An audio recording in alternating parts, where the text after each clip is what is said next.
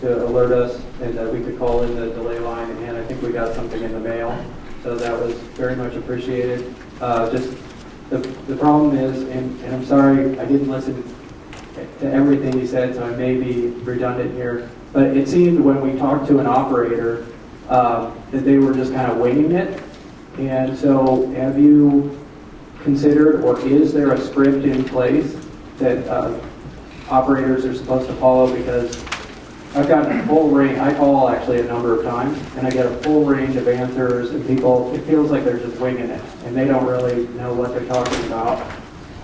And then the second question is, are you guys actually purging the delay list on a weekly, bi-weekly basis? Because I've actually called 3 times to be on the delay list with a confirmation number, and each time when I call in, they have no record of me calling. So I have to continue to put myself up. And my neighbor had this happen to them, and they went out of town on vacation, and they got installed. And so that's the question. Are you purging names from the delay list? Absolutely not. We've had a formal delay list since April of this year, right after we filed this application. And we've informally, even in periods prior to that, attempted to do all we could to honor customer requests. So again, like I said, I have colleagues in the room. I'm happy to take your name, address, and we will look and see that you are in fact on our delay list. It might be interesting to see, because I haven't called for 2 weeks. Let's see if it's on there. I've got a confirmation. I appreciate that at least some of our processes are happening, and thank you for noting that you did get the call and the letter. Well, what about a script, though? Okay. There are scripts, and our call center reps are certainly trained in how to do this and where to take the name and put it on our delay list. Okay, well. Okay, Ms. Bauer, did you have a question? I have one, but and again, I just was asking, I'm asking for equal time if the utilities are going to get to speak. I'd like to read a comment from a PG&E person, and this person said, my interaction with PG&E has been entirely focused on keeping them from installing meters on my home. Each time I have called, I get only arguments that they are safe, no way to guarantee that we can opt out. And this comment was made in July, which is months after the opt-out list was created. So they are calling and being told that they cannot opt out, that they will have a smart meter. I've heard this many, many times. Okay, Ms. Bauer, would you be willing to share that information with PG&E so that they can? I have a whole survey here with comments. Okay, can you share that with PG&E? Maybe they can address what the concerns and find out exactly what the concerns are and why some people have been not denied the ability to opt out. Okay, Sherry back there. This is Corey Templeton. I've talked to a lot of customers who wanted to be put on the delay list, but they were not aware of it, and so then they did have a smart meter that was installed and have not been able to have the meter removed. And so I was just wondering if there was any kind of option of allowing for those customers who were not aware that there was a delay list to at least be able to turn off the wireless function of the meter and kind of still be, I guess, then would be classified on that like delay list, or just not have the wireless function turn on until the opt-out line is formalized. This is PG&E again. So, I think that's to largely what we're doing here today. We've started a delay list. Anybody that gets on it, we attempt to honor that, like I've stated. And we are prepared to turn radios off, assuming we get through this proceeding and application, and it's something we're allowed to do. Okay. But we don't do it currently. Okay, one more questions.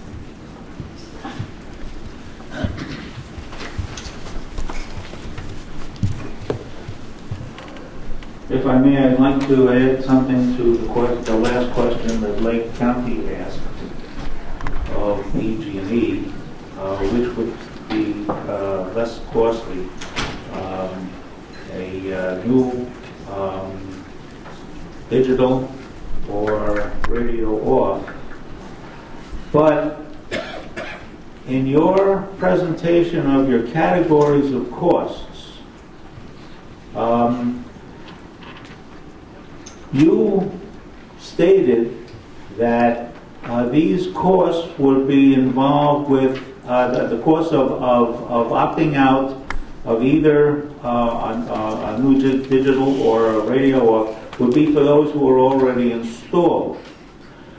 My question is, what would the cost be to PG&E for those 10% that have not been installed, and which would be the least costly of those, the three options, those two that the Lake County mentioned, and just leaving the meter there? In terms of the categories that you enumerated, what would be the least costly? Would there be any costs in terms of the categories that you enumerated to just leave the mechanical meter there?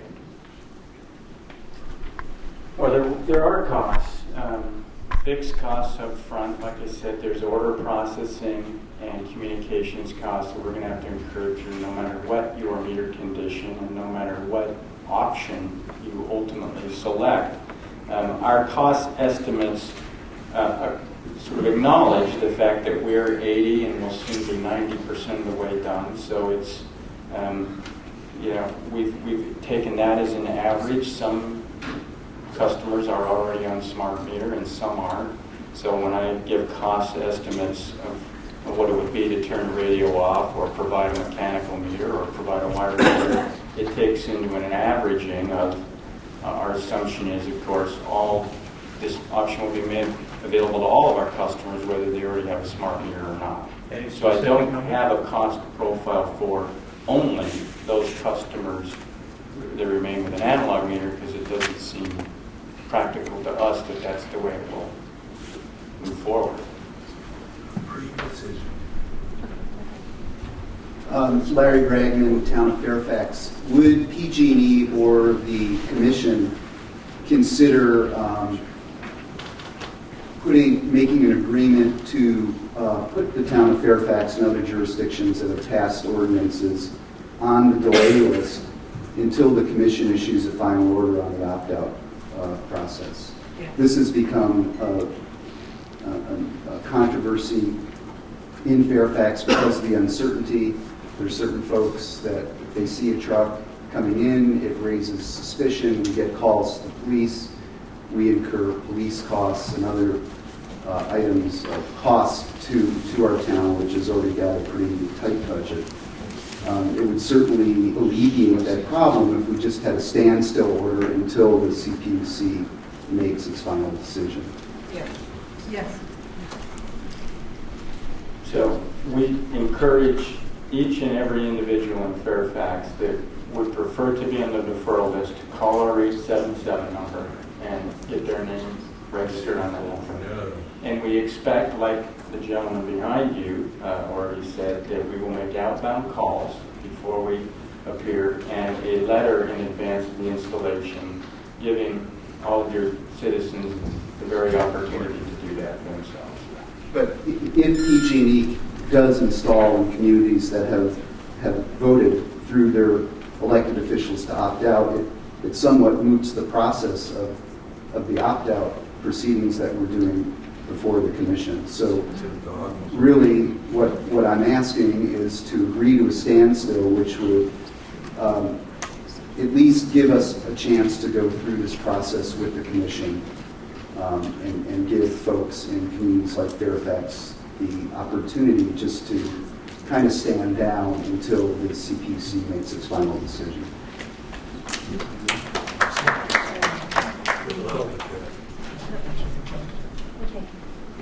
The Safety Network supports that motion and wants to include any city that's asked for a moratorium as well. The EMS Safety Network would support that motion at standstill,